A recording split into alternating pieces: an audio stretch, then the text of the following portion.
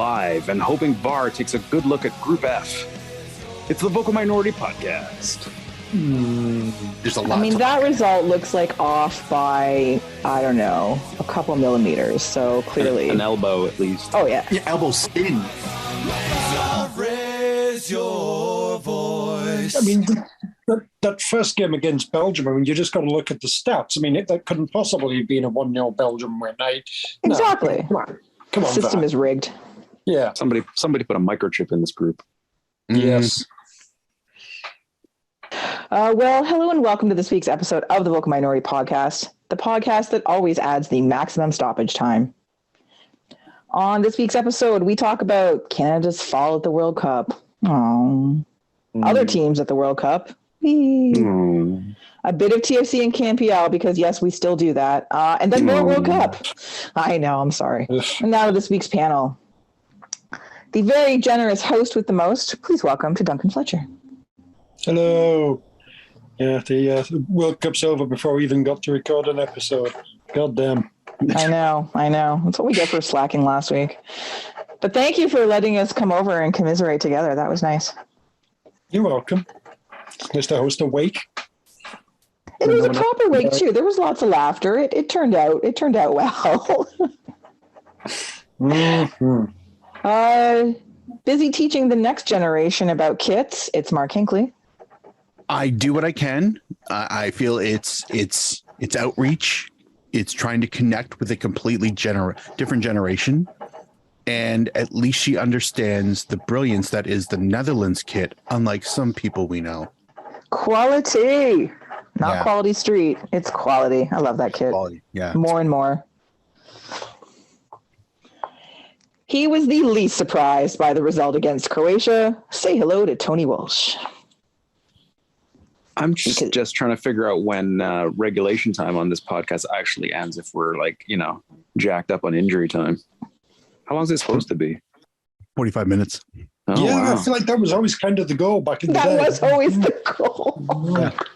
Half. Wow. We got well over 400 episodes worth of apologies that we need to start. So Starting we were now, supposed to be episode 26. We are so fucking sorry. It went So we were supposed to be a half, and now we average a cup final with penalty kicks.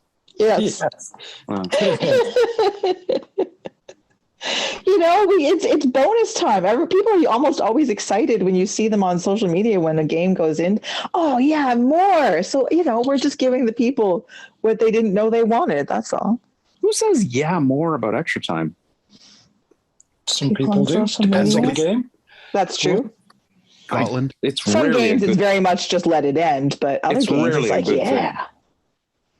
Korea. No. Yeah. I that was sad too. Anyway, as for me, I'm just glad I got to see Atiba play at a World Cup. Happy, sad. I'm your host, Centurion. Yes, Centurion Atiba. Ooh, that sounds much more exciting when you say it that way. Thank you, Marcus. I got you. I am your host, Kristen Knowles, and now to this week's show. All right, well, what's been happening? Well, what's been happening is the World Cup, in case you haven't been paying attention. And Is that on?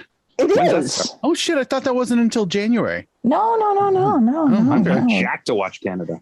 Done Oh, in yeah, time for Canada. Christmas.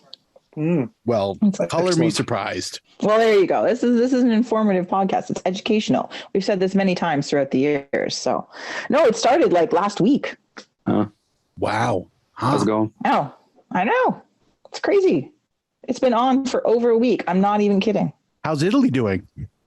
Amazing. They are relaxing on the beach at home with their family and friends, watching their That's teammates. nice. That It's is like the most so- relaxing way to enjoy the World Cup is to not even participate. That is so nice. I'm so happy for them. Anyway, Me too. Okay, well, so this World Cup has been very interesting for a variety of reasons. Obviously, there's, controversies and the moral implications and the corruption and all those good things that we have talked about and we'll probably talk about again, but we're probably not going to do that today. But one of the most interesting things about this World Cup has been the refereeing. And I don't mean like referees bad. Oh, what are these decisions? And I'm not talking about VAR, Tony. No, I'm talking about stoppage time. And the fact that we have never seen stoppage time like this. This is maybe an A game, maybe in a couple here and there, sporadically sprinkled about. Some might say a podcast's worth of extra time. Indeed, Marcus, indeed. Yeah. However, the theme of this World Cup, the mark of every single match pretty much has been how much stoppage time. They are literally keeping track of all the time wasting, all the shithousing, like everything. And they are tacking that on to the end of I've never seen anything like this. We've never seen anything like this. So my question, I have only one question here, but it's twofold really. What do you think of it / do you like it? And do you think we're going to see a shift in other football leagues around the world to more accurate tracking of stoppage time after the World Cup? Do you think other leagues are going to be like, look at that. Well, that's produced. That's interesting. Like me personally, I kind of love it. I think I find it hilarious, but I kind of have been enjoying it. Don't know if I'm a huge fan of 14 extra minutes, that kind of thing per match. But I think a reason that you won't see leagues jump all over it is because, that's a quarter of an hour of less TV commercial space. Oh, interesting. Mm-hmm. I didn't even think of that. That did not occur to me. Yeah, it's one thing to be blocking off, you got 2 hours for the game, and it goes off a little bit extra. That's fine. For the World Cup, it's another thing for every single MLS game is now, it's going to go 10 minutes into the next.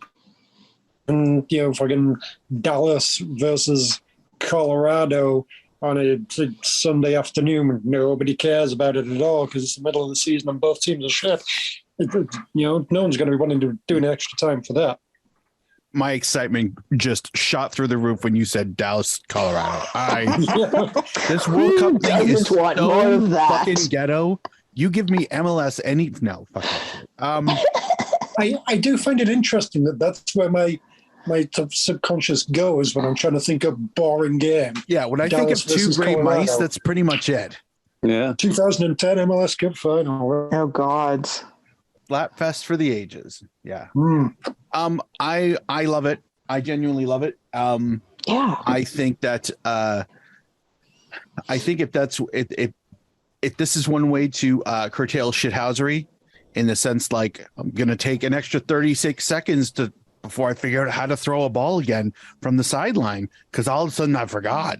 The selective amnesia in the 80th minute is really funny, except now we're not forgetting it's coming back. Yeah.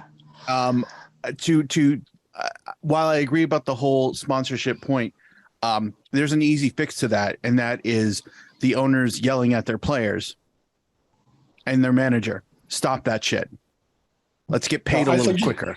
I thought you were talking about like owners yelling out sponsorships during the game. That honestly would.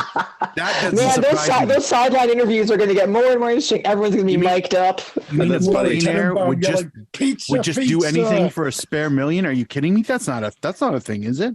I thought you were going to say that the solution would be injury time. Brought to you by. Oh, why not? Fuck. MLS has been mastering that shit for like the last 15 years. I'm surprised I haven't seen an ad for Target when a shot hit the crossbar. Like, honestly. Yeah, true. I guess Band-Aid injury time would be pretty amazing. Why isn't Subway sponsoring every single substitution? I'll never fucking understand. But regardless of all that, if the idea is, hey, you guys fucking around is literally going to cost us revenue in the bottom line, that will be a memo that comes from the top all the way down, and each team will endorse that. Now it's up to the players to learn how to fucking stop doing that. That's fascinating. I hadn't even thought of it like that. I completely understand where you're coming from, but like I was explaining this to people I was with on Sunday, and the one thing is like what I love about it is that it's no longer time wasting. Now the only excuse really is momentum changing. Yeah. Slowing it down because they're still getting that time later now. But right now it's no like we're taking the pace away from the game, which is fine. Just know that later they're going to get that time back. Yeah, it's like a boomerang. So, the concept that it might actually change the way football works. This is fascinating, Marcus. I love this. But I've also been enjoying the fact that after the first match where I was kind of like, wow, that's a lot of extra time. Then I was like, wait, this is fucking fantastic. I also love that all of my guesstimates as to how much extra time now are going to be way undervalued because I'm usually exactly. We play that game at every match, right? And like I'm surprised. I don't have a lot of talents, but that somehow is one of them. Like I can't tell you how many people. I can't even guess as to how many people are in the stadium.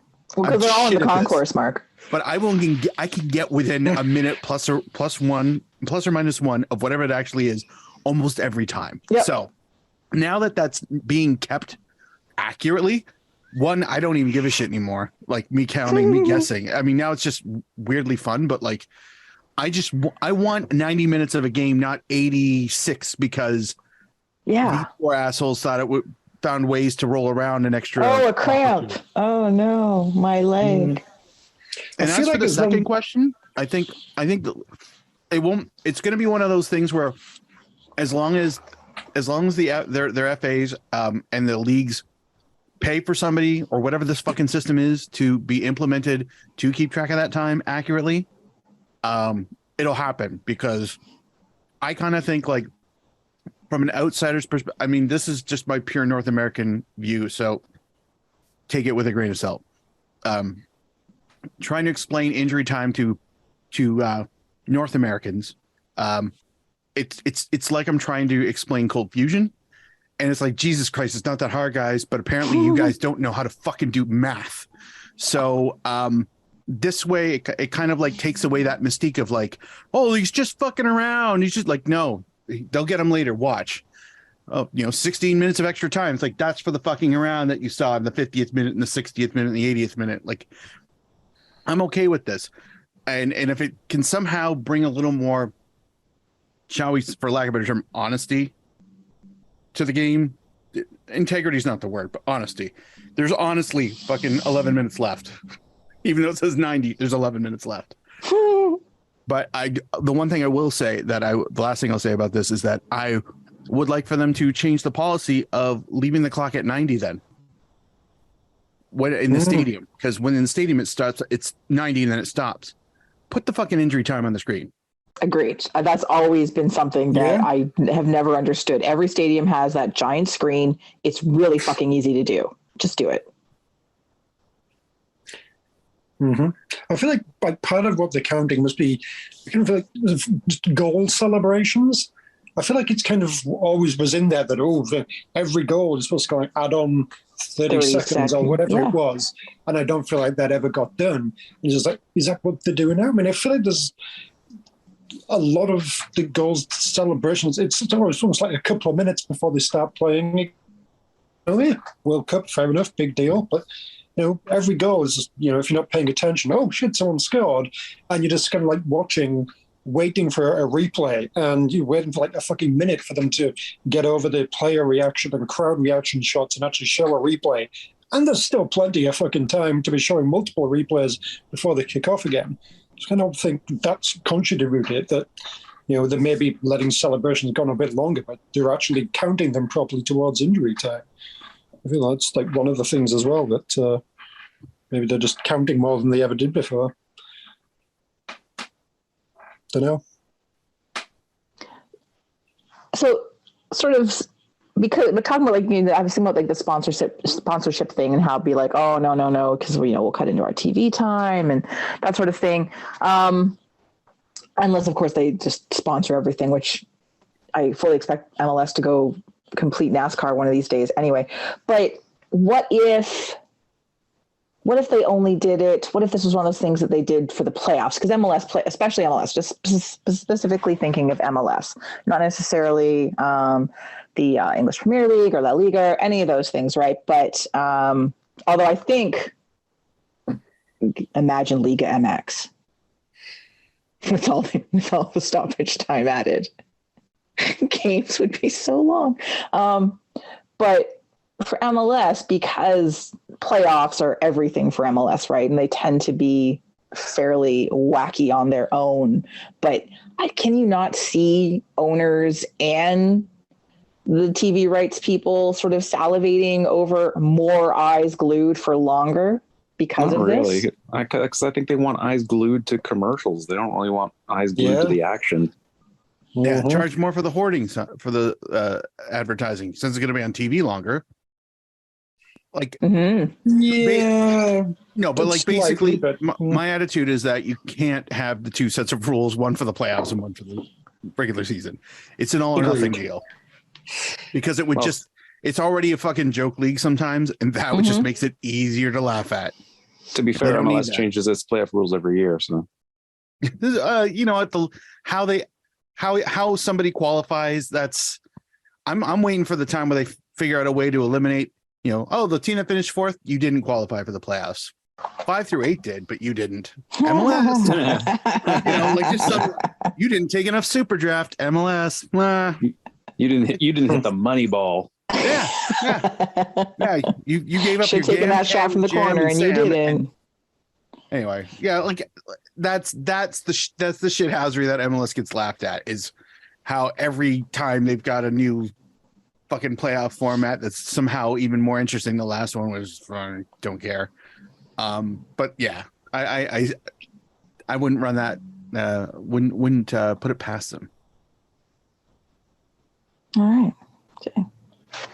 Well, listeners, please, we would love to hear your opinion on this as well. Do you like the extra added time, stoppage time, all the stoppage time? Do you dislike it? Do you want to see it rolled out into other leagues? Let us know, because I just find it literally might be my favorite thing about this World Cup, other than the fact that this World Cup has been quite hilarious in terms of results so far. Like, there's only 3 teams that are so far confirmed to go through. That's it. Just 3. Everything else is still wildly up in the air, which is great. How many teams delightful. confirmed it already knocked out? Hey. Oh, Duncan. Less delightful. We're gonna get to that, all right. You don't have to We bring went the it up first. so That's the soon. main thing. That's true. We're not number 1. No. But so far, it'll pain me to say this third one. So France, Brazil, and Portugal are the only ones guaranteed spot in the round of 16 after today.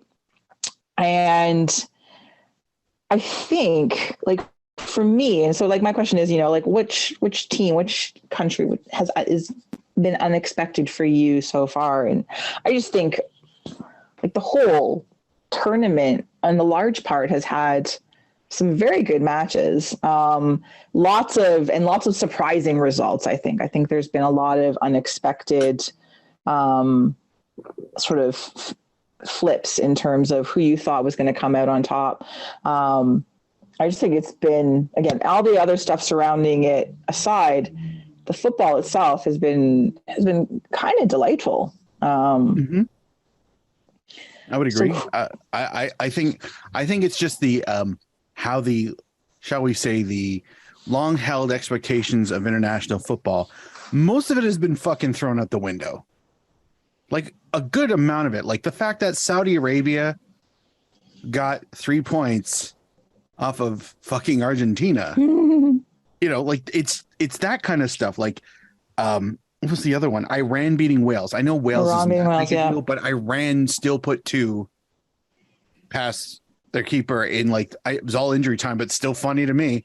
Like, there's no way I would have picked Iran in 100 chances. I would never have given them 1.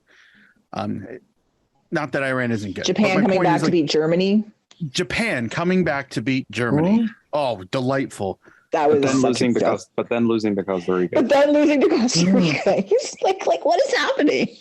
Like it's just incredible. Like even going the other way, Belgium just being so fucking mediocre. Yeah. That's my one. Yeah. Like it's Yeah. I can't I love it because there's nothing makes sense. Absolutely nothing. Like and I'm here for it. This makes it an interesting World Cup. I mean, it's still gonna end up being, Brazil versus France in the final or some shit. But like Probably. maybe the semis they'll play random countries that never got there before. Ghana. Go Yeah. Ghana. Yeah. Oh yeah. It's like there's just it's also crazy that only one country has been eliminated with the last games to be played. And like that's also kind of funny to me too. Like usually by now half the groups have been pretty much firmed up. Oh yeah, and almost every group is still up in the air. Like it's absolutely hilarious I mean, and even delightful. seeing Germany with 1 point Yeah. is just, I mean, they are not good. Like that was a known fact going into the World Cup, and they're just keeping it real. But like Germany at a World Cup, 1 point in 2 games. If all you do is watch World Cup the only soccer you watch is every 4 years, you don't get nothing. You don't understand a thing. And I like that. I don't know. I think it's a little bit too, the gulf of talent is actually closing, which I think is one thing. I think is great. Yeah, like which is always important to me because like definitely. I've said like it's great that Saudi Arabia makes this tournament almost every single time, but they are almost kind of a waste of space. And then they won. So like, what the fuck do I know, right? Just going by history, but clearly they showed up. Argentina imploding, whatever, sure. But like, holy crap. Like that's just, it doesn't matter how the score ended up. It's still holy crap. So yeah, this has been a quality tournament, one side notwithstanding.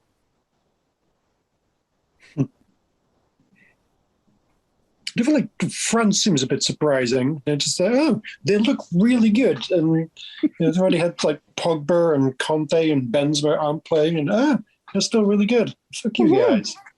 Why? Oh, that's right. I'm like the only one that ever actually likes France, aren't I? I don't mind France. Like genuinely, no, I even though there's several douchebags on their team, I just quite like them. Plenty of them, but I'm quite amused at the fact that they are playing like those guys you mentioned, Dunk, are in the team. Yeah. And that's the part that actually shocks the living shit out of me. Like, not that, again, France, it's not that they didn't have the talent. I just was not expecting it to look this good. Like they don't look much far off from the team that won the damn thing 4 years ago. And that's weird. To me, that's super weird. Yeah, we'll see what it's like when they get out of the group. But yeah, no, they have been, even to me, surprisingly competent. I think I didn't why I don't know. I sort of expected Iran to do well, but what was I? Yeah, like Japan. I did not expect Morocco to be. Yeah. I didn't have enough of a perception of them until, well, maybe yesterday. I think we slept on. I think a lot of people in Canada slept on them when we saw the group come out. Oh, for sure. Like the two obvious big sire, alerts Belgium and Croatia. Croatia. But yeah, I think that was I mean, it's kind of fair, mostly because not a lot of access to Moroccan national, matches unless you really go out and seek them. Yeah. But yeah, more often than not, they do something at the World Cup when they've been there. I think that what's funny is the whole, how the fuck are Morocco ranked 22nd? Okay. Yeah, we said that a lot yesterday. I know, but but that's what I mean though. I'm sorry. I still don't even know. I feel like that was the game that, our high flying arrogance totally earned, by the way. Looking at the Morocco game, well, that's 3 points. Yep. Oh, okay. Okay, Mark of a week ago. That guy knows nothing about soccer, apparently. That guy. I swear to God, that guy. Fucking what a sack of shit. Oh, God damn. No, but I feel like that would be like I would guess that the majority of the people who listen to this podcast also felt the same way. Yeah, Like, all right, we're gonna get 3 points, but can we get an extra point out of the other 2 games? That is now a very different prospect because can we get a point out of this at all? And like that's where my head's at. So I'm still optimistic, but like I can't at all sleep on Morocco, not even for like a cheeky draw. I think that's going to be an uglier game than way expected. And I mean, okay, obviously we'd love Canada to get a win and go home, with a bit of respect. Yeah, get a little pep in their step or whatever heading into the Gold Cup next year. But at the same time, dragging Belgium out of the World Cup with us? Yeah, but they did it to themselves. Yeah, I know, but still. And maybe Belgium, or this is our chance to F Croatia. True. Oh, strong. That's funny. Strong. Belgium gets the win, but Croatia thinks, we'll be fine. No. No. Wins. Yeah. Oh, now Belgium wakes up? Maybe. Hey. That's kind of funny. You know what? I'm going with my esteemed colleague Duncan. If somehow like watching the game and checking the phone the entire time, watching the score, and it says 1-0 Belgium, I'll be screaming like, just lose. Because if that happens, I want that to take him out. That'd be maybe not lose, a gentleman's tie. No, if that happens, Herdman has to have his press conference saying, I told you we'd fuck them. I didn't say when. The wrestling nerd in me fucking wants this so bad. I didn't say I was going to get you at WrestleMania. I just said I was going to get you. This is the booking I'm here for, guys. Otherwise, like just looking at sort of where things stand after 2 matches, like seriously, go Ghana. That's my favorite They were a bit helpless against Portugal. Yeah, but did very well against South Korea. That was a hell of a game. That was a wild game. But yeah, no, they were, and they were in control of that game for large sections of it. And I would love to see. Well, we all kind of wanted either Iran or Wales to advance, but right now, I like go England, go Iran. This is now my desire for this group. Sorry, Gareth, I love you and everything, but no, I think I'd rather see the Iranian team go through. It could be both. We just need Wales to win like 3-0 against England, and then that's totally gonna happen. Although England, 3-4-0, whatever it is. I get it. England does this like England. They have not looked. They looked pretty fucking good against Iran. They did, but then the States. Yeah. So like, the States are that much better than Iran? I don't think so. But this is England in the first round every time. Exactly. This is what I'm saying. I forget that this is what they do. So it's fascinating though. I love the World Cup. I just do. So much fun. And Mexico, kind of sucking. I'm okay with that. Oh yeah. Oh, it gives me. Costa Rica have got the only CONCACAF win so far. What the? Who had that? In the pool? Yeah. Jesus Christ. I mean, I do love it that the team that almost didn't make it because they finished in the half spot. Yep. Are leading the charge. I also will. My Schadenfreude for the Americans will never ever die. Nope, never. If we have American listeners, this isn't about you. It really isn't. You know what? Most of the American people, that I talk to on Twitter that are free people, they're like, I understand. Yeah. As okay, you good. were, enjoy. You know, It's like- I haven't had like- anyone be like, "Ugh." Yeah. But- Like, I mean, if I have to hear Christian Pulisic's name ever again, Oh, Jesus Christ. it'll be too soon. Mind you, he's going to go to, if he's going to Arsenal, that's actually, that's good news because they're Oh, going to get yeah. a really good substitute. Because that's all he is. He's all fucking substitute. Couldn't go to a nicer team.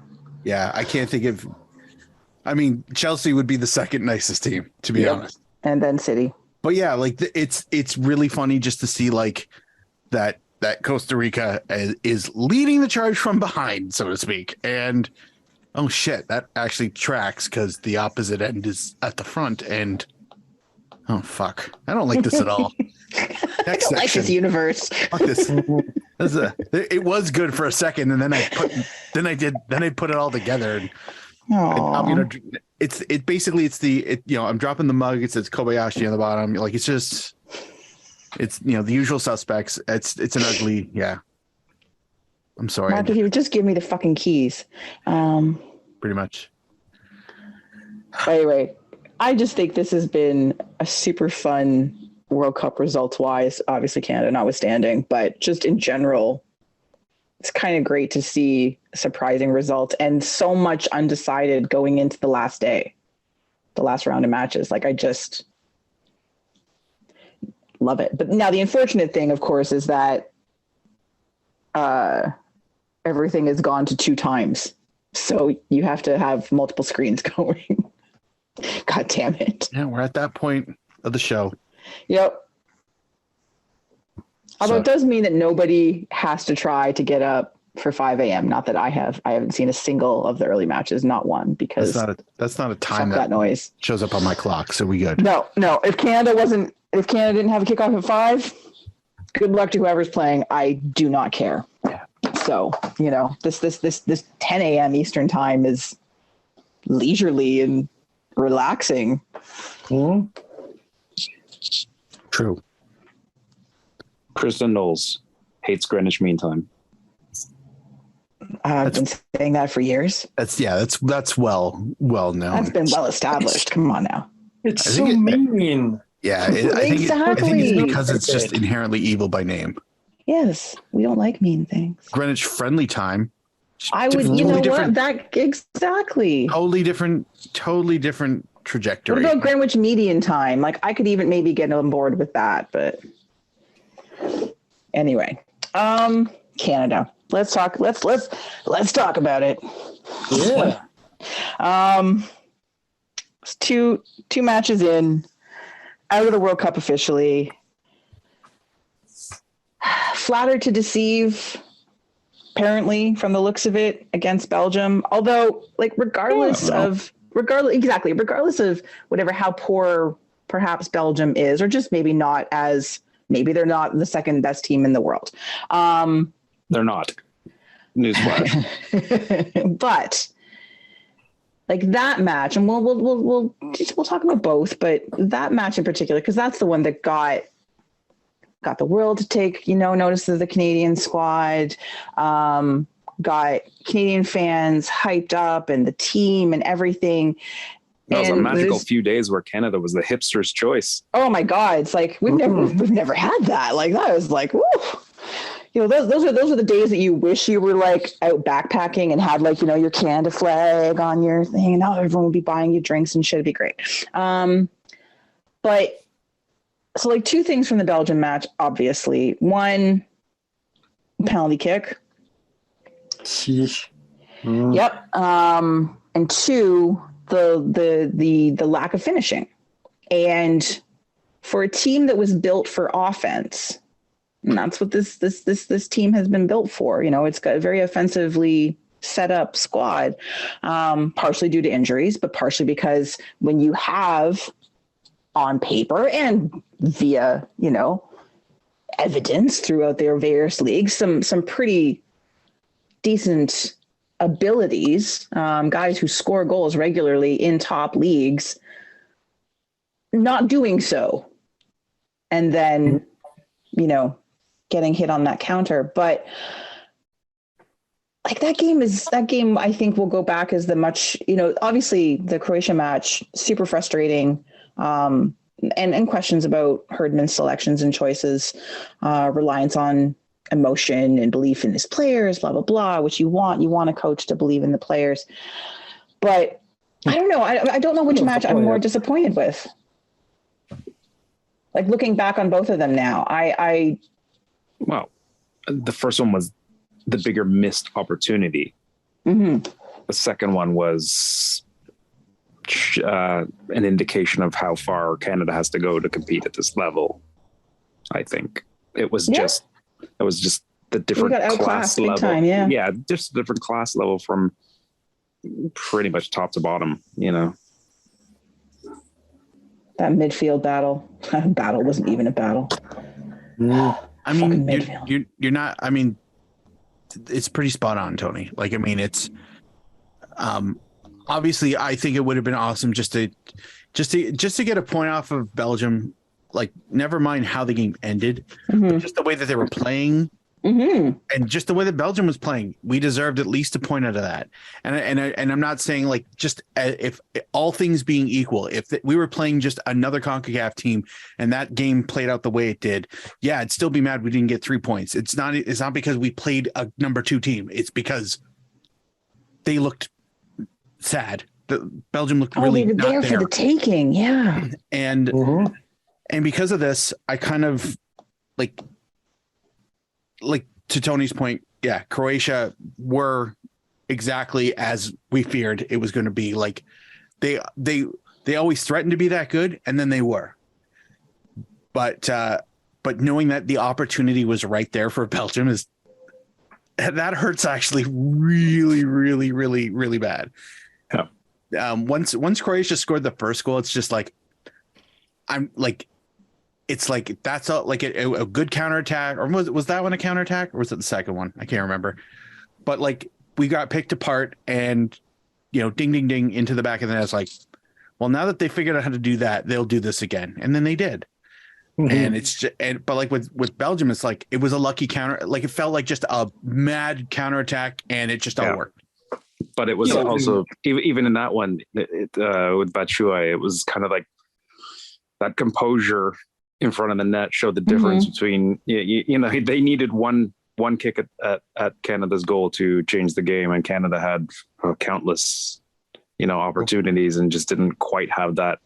And these are good players. Like, we're not shitting on the players or suddenly say they're not good anymore, but the composure at the World Cup level is it's something they're going to have to learn at this level. We were saying when we were watching the game, it was like Canada hasn't played back-to-back 2 teams, like Belgium and Croatia.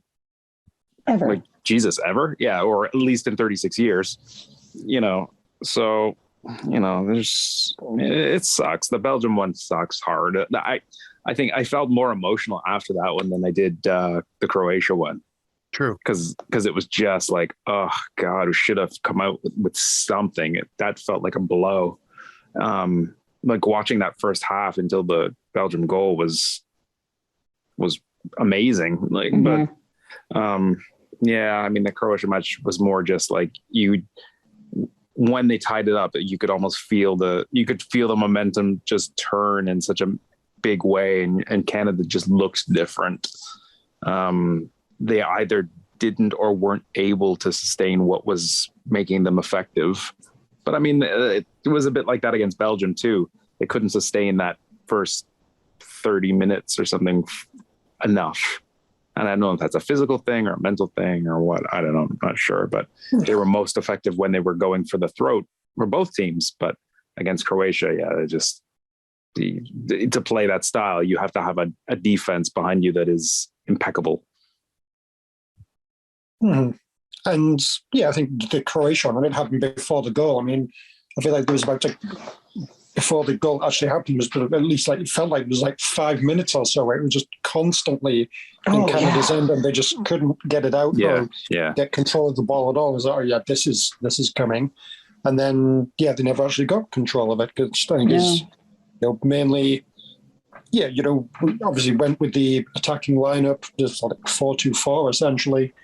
And started off great and what have you, but I guess eventually Croatia figured it out. I feel like Osorio was talking about in his post-game interview. It's like, yeah, they kind of like figured out what our pressing cues were, and they kind of figured out how to get back around that. And then, so yeah, Croatia, found that out, adjusted, and we did not make any kind of tactical adjustment. And only having two people in midfield, both of whom, Atiba, 39 years old, only fairly recently coming back from injury. Just played a game 4 years ago. It's really fucking hot, probably. Eustachio, there was questions about his health coming in. Yep. And, then he was clearly injured a bit in the first half as well. And I think that was kind of like just before like the first goal and everything. It was, after Eustachio's a bit more injured, then, you get even after they did eventually make substitutions, it was for like Osorio and Kone. And like John Herdman clearly does not trust Piet, Kay, or Fraser. Yes, nice to be, hey, we're going to be all out attacking and that's how we're going to do it. But all right, this is not working anymore. Let's try and get some other people in there to kind of clog up the midfield because they're just kind of killing us there. And he just never did that. And right, you've got three defensive midfielders who are pretty competent on the bench there who have shown at many different times that, all right, they can go out there and do things. Obviously, this is a higher level, but, like Mike Anthony Kaye, and Liam Fraser, he doesn't play often, but when he's played, there's definitely been games where he's come on and said, "Oh, yeah, he did fucking great." Yeah. Didn't want to give any of those three guys a shot. Let's just stick with that kind of like two-man midfield, and then that's the curious part of it. Is just all right. We are now had a great little start. We are now being overrun. We need to fix something here. You got three guys who could really help with this problem. Not going to bring any of them in at all. Or bring them in far too late. Like, you didn't bring any of them in. Like Hoylett should have gone on Atiba, much sooner. Atiba should have come off at the half. Atiba should have maybe come off in the first half, but he should have come off at the half. And I say that with all love. Everyone knows how much I love Atiba Hutchinson. I go on about it incessantly. It's true. But how many times did I say yesterday he should be off? 7. Yeah, I don't think before the half, but at least at the half. I was shocked when he came back out. Shocked.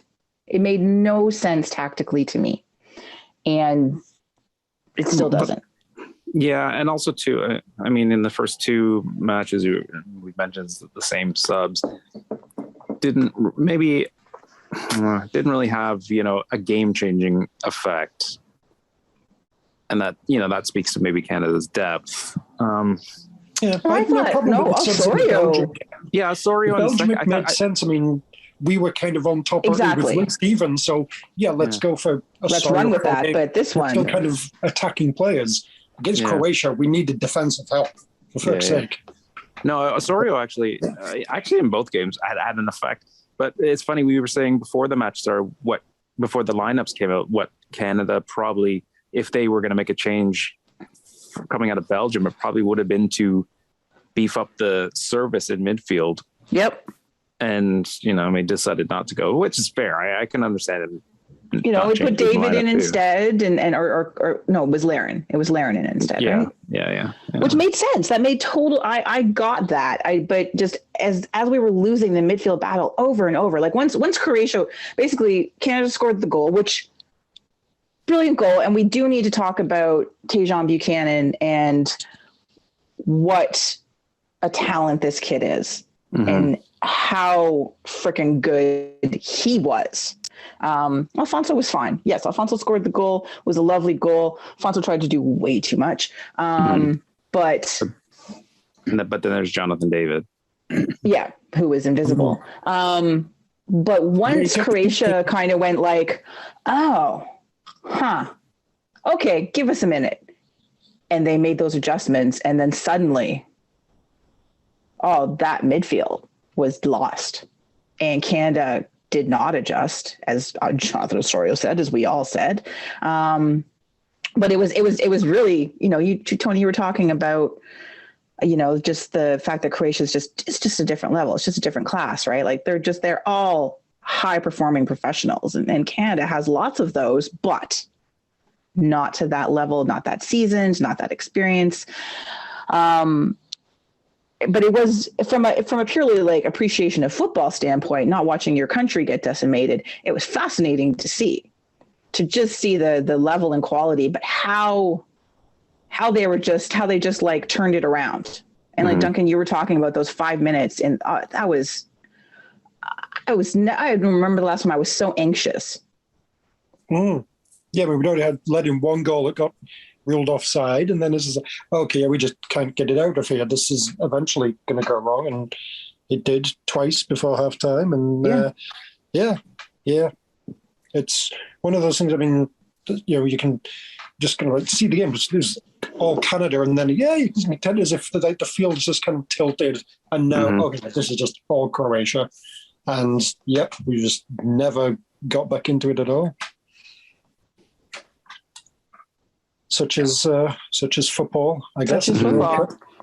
And I think seasoning is being seasoned players is a lot of the difference.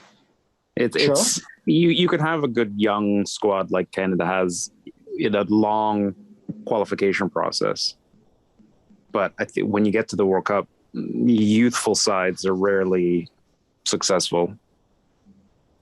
They although I don't know, this is the thing. Seeing Canada leave potentially on 0 points is disappointing, because obviously they have more in them than that. They're a better team than that. They're not a 0 points team, compared to the other one that has 0 points. They obviously got a really tough group. A lot of the teams who have 1 point currently are, I'd love to see them handed, Belgium and Croatia back to back, and then see what they came out of it with. I don't think Canada would be alone, but yeah, I mean, I don't know. There'll be plenty of time to judge Canada at the World Cup in time to come after, they've played the third match, but I don't know. I don't know how to judge it. I'm not quite at I'm just glad we're there. I never wanted that, wanted more than that, but at the same time didn't really. I thought them going into the knockout rounds was going to be by a bit of magic and luck.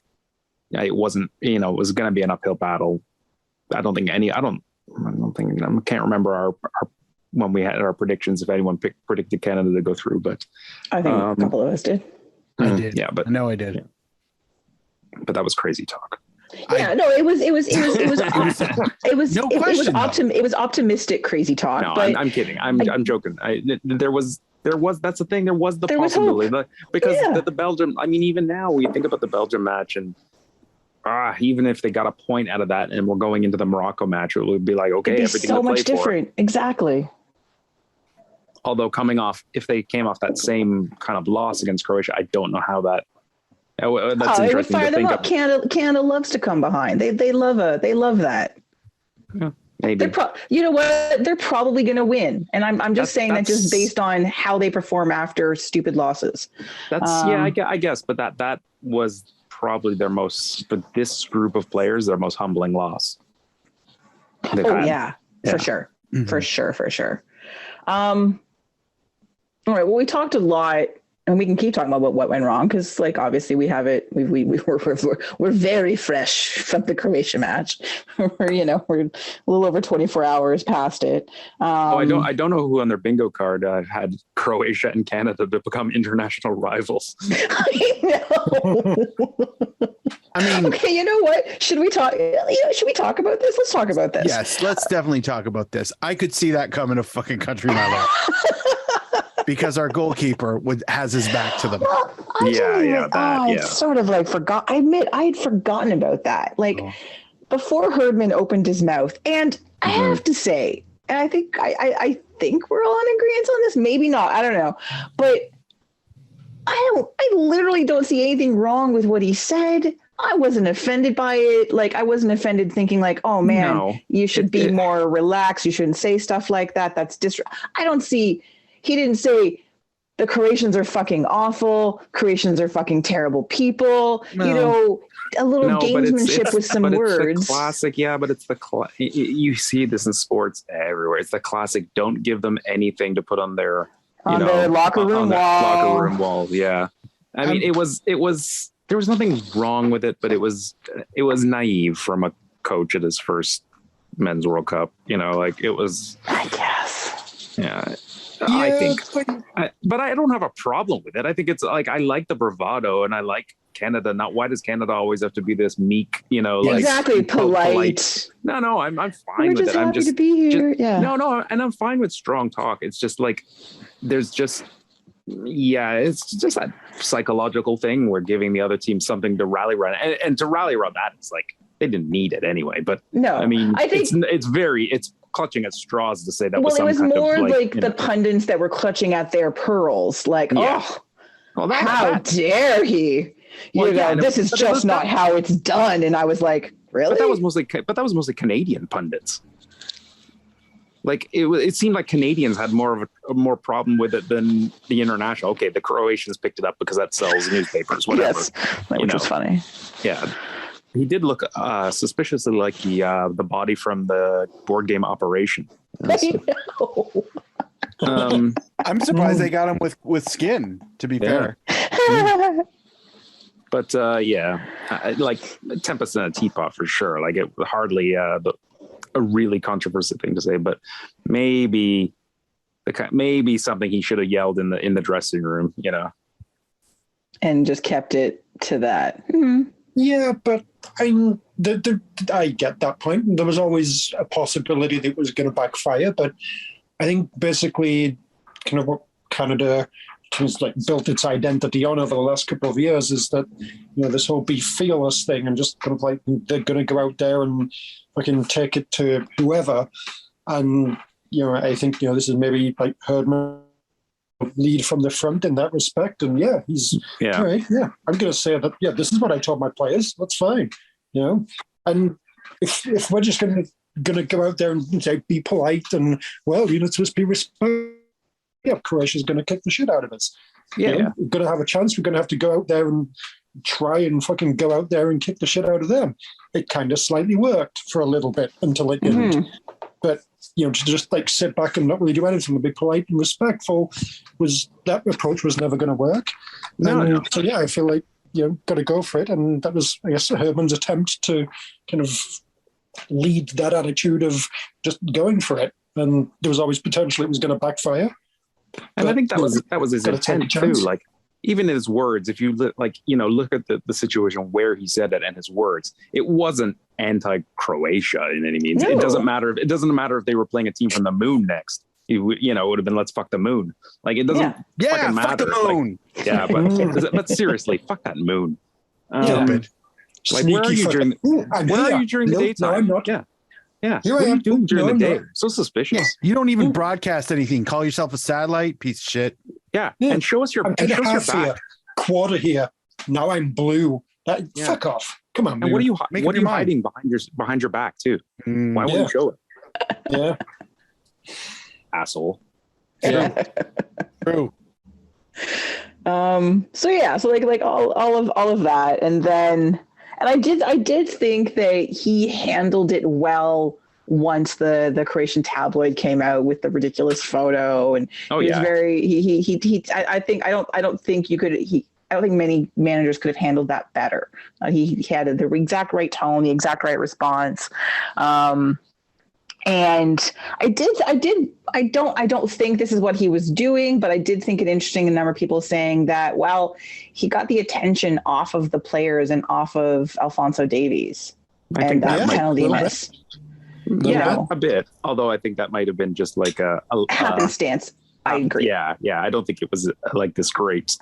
No, a lot of people think master plan, master class. Yeah. Anyway, but he did keep the attention on himself, which I thought was good. And then, the other thing that I honestly completely forgotten because it doesn't occur to me. And, as Mark mentioned, and then as we were watching the game yesterday, why do they keep booing him?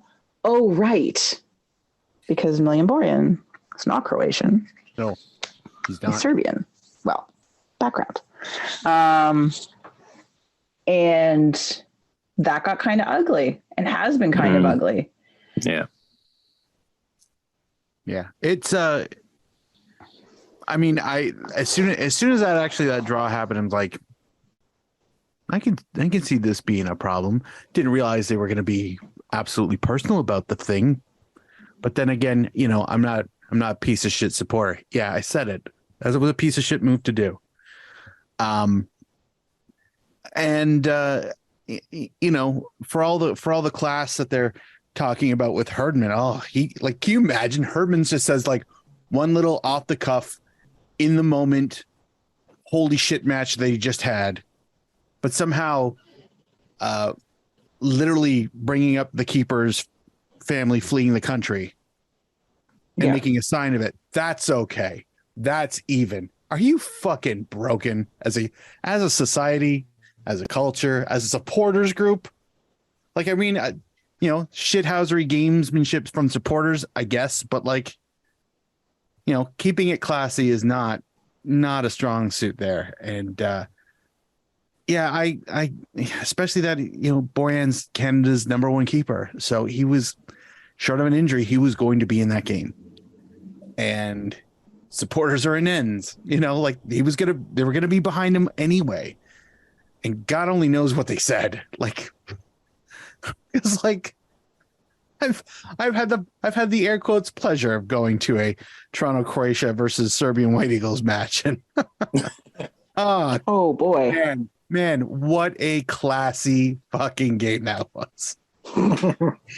And that was just that was just the CPSL. That wasn't even like big stakes. They burned the pitch anyway. Well, in Borjan's credit, he didn't really have a bad match. No, he made. Yeah, I mean the goals, like Jesus, like not a single one was his fault. No. He made a couple really good saves. Yep. Yeah, like he kept them in it for a while. Like, Anyway, it's just. And I think he's handled it well, especially finding out that he got doxxed and that his phone number was leaked. Like, that's terrifying. And also just, you're going to obviously have to get a new phone. But I haven't seen anything but a classy response from him. So that's good. But all the other political ramifications of this World Cup, you know, with the issues with Qatar and people wanting to, you know, pick and choose which countries they speak out against. Always focus on the Middle East, of course. Can't have anything sort of like rainbow related or that sort of thing. But want to bring in a sign that's sort of making fun of war, the extermination of his friends. Yeah, that's great. Yeah, that's fine. So yeah, it's shit like that is frustrating. And we are obviously not a stick to sports podcast or people. No. That's not what we're saying here. It's just you have like one thing where a coach is, you know, full of emotion after a match, their first the only second appearance at a World Cup, all these things after a storybook year, where he literally says pretty much nothing, you know, and then that gets whatever. But this, it's when you put the two side by side, it's like, come on, people. I just want to say that after this whole discussion, sorry, Kristen, after this whole discussion, I'm now even more enthused by Duncan's suggestion that we tank the game. I am so fucking here for it. I am absolutely here for it. I want some press to put a picture of a grinning Herdman with the biggest fucking balls you can blur out on a paper saying, I want that so bad. Thank you, Duncan. Thank you, Duncan, for giving me hope. But if only it were the creation players' fault for this shit, which is, I know it's not. I know. That's the problem, right? You know, we want to hate the players, but then we can't hate the. Well, you can't hate the players. You can do whatever you want. I mean, you can hate fan bases and not their players. I do that exactly. Oh, that's easy. I can do that. No problem. Easy, but like sometimes we can hate both. Italy. no, that's also Portugal. on the table. But like, Yeah. like just for like, I don't know. It just seemed like it was Yeah. obviously blown out of proportion. It was blown out of proportion with purpose. Yes. It was used as motivation, fine, and then it's just like, but then it got uglier, and I think now it's like, you know what, one of the earlier comments, like, you know, people, the Canadian media just, you know, clutching their pearls over the things that were happening. It's like, I'm past the whole Canada politeness thing in sport. So if now's the time you guys want to be the bad boys of footy, there's worse things that can happen. Yeah, that's true. That's We true. had shittier labels, 8-1 Honduras. Let's just erase that. New gimmick, new music, black kits. Fucking let's do this. Look at how successful the Detroit Pistons were when they were the bad boys. Like, come on, man. Like that fueled them for years. Let's do it. Who's our Isaiah Thomas? They're all such nice guys. Alistair Johnston would be our Isaiah Thomas because he's so unassumingly sweet looking. Yeah, but that assumes he's a dick. And I don't want to assume he's a dick. No. Isaiah Thomas was a dick on the court. No, I know. Well, he was also a terrible businessman. Well, there's that too. Absolutely. Alistair Johnston will be a better businessman. He destroyed an that. entire basketball league. Okay, fuck that guy. Okay, that's fair too. You know, I'm just gonna say Sammy Payet only because he plays for Montreal. That's it. That's literally Bants. That's all I've got is Bants. They're all perfect gentlemen, and I wish nothing but ill for our players. So is Donnell Henry Bill Lambier? Natch. Oh my Lucas God, Cavallini. Absolutely Yes. fucking Cavallini, yes. I think, as well. No, that's true. Cavallini. That's a good call too. Yeah. Okay, this is Who's VJ? let's workshop this. We're Richie gonna work on Larea. this. Richie Larea clearly has a role in this. Oh fuck! Richie Larea could totally be Vinny Johnson. Yeah. Madman. Madman, yeah. I love that guy because he's a madman. Yep. We just need one. The parallels, people. It's all coming together. All right. Okay, this is a great story arc. Okay. So before we move on from this, we've been talking about like a lot of what hasn't been great. And we'll keep talking about it. And we're going to talk about the Morocco match a little bit more towards the end. But a couple of things that have been good other than just getting to the World Cup. Tajon Buchanan. Yes. Hmm? Yes. I think I'm always hoping that, like, with these World Cups, there's always some player from some team that's oft overlooked who's going to get on everybody's radar and make a big move. And here we thought the big move to Bruges was the move. Yeah. And no, that's his stopover. Yeah. His agent has an O face for a week. Oh yeah. Oh, absolutely. But I'm thrilled because, again, you all know how much I love him, but what a great performance. He's just having a standout World Cup. Yes. Mm-hmm. I don't think he'll go anywhere in January, but yeah, summertime. Might be a short stop in Bruges. The opposite of this, to go back to not talking about good things anymore, the opposite about this is Jonathan David's transfer market profile. So the narrative out there is, Canada, they just went there and they did this and this, but they just couldn't score. Who's the figurehead for that, who should have been doing the scoring? These two games have not helped his... No, and it's not going to help Kyle Larin get off the bench at Besiktas. Oh, no, is he at Bruges? He's at Bruges now, yeah. He's at Bruges now, that's right. So... that's where all great Canadians play. Tajon's starting, as soon as he came back from injury, right back into the lineup, right? Alphonso Davies, good or bad, or somewhere in the middle. Probably stayed level as far as like his star. It's not fallen. There's no way. No, but it wasn't probably gonna, like, his market value or anything probably wasn't gonna change anyway. Like, he already plays for Bayern Munich. It's not That's true. That's true. What else is he going to do? Yeah. As far as performance, I don't know. Maybe took on a bit too much. I think Duncan mentioned a bit, like, but I don't know. I don't know if that was out of necessity or stardom. I'm not sure. Alistair do say Johnson. I'm glad. Sorry. Yeah. No, go ahead, Mike. No, I feel like AJ's star has at least risen a little. I think people are taking notice of him as somebody who can play Sure. in a big game. So that's good too. Like, Ooh, Kamal Miller. Yeah. surprise.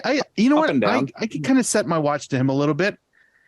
I don't know if he's going to I don't know if he's going to go to somewhere big like Bruges, but but he's leaving MLS. Come on. I hope he is, and I say that because you get a better education anywhere in Europe than MLS. So what level do you think would you predict, if not like a Bruges? oh, I don't know. He Championship? he probably looked great in the Swiss league, like coming off being the substitute at Lausanne or even Grasshoppers. Clearly, he's Grasshoppers material. You can see him in that half and half kit, but yeah, like a